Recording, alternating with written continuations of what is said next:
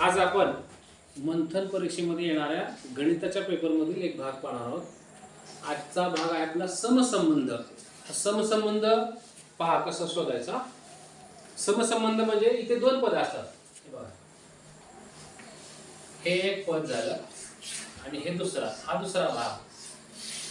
समसंबंध म्हणजे इथे तीन साठी 9, 3-9 याला मध्ये दोन आहेत. 3-9 म्हणजे 3 साठी 9 येते, तर 4 साठी काय येईल? 16.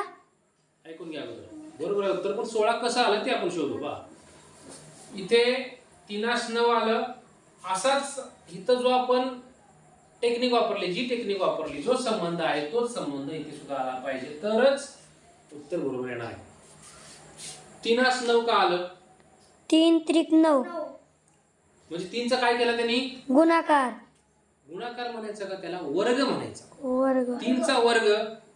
3चा वर्ग म्हणजे 3 गुणिले 3 बरोबर किती आले? 9.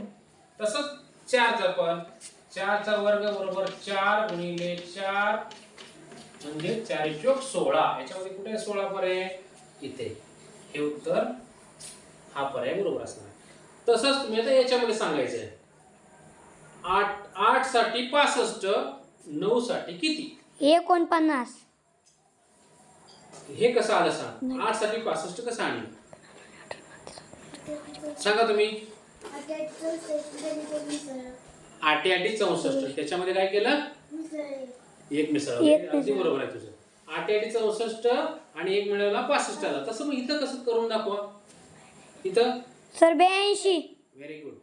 9चा वर्ग 81. त्याच्यामध्ये 1 मिळवला 82. कुठे पर्यायामध्ये 82? 3 नंबर. पहा, मी तुम्हाला दोन प्रकारचा सहसंबंध इथं समसंबंध सांगितलेला आहे. एक तर वर्ग येतो, नाहीतर वर्ग त्याच्यामध्ये आणखी एक मिळवा. कधी कधी 2 मिळवलेला असतो, कधी 3 मिळवलेला असतो.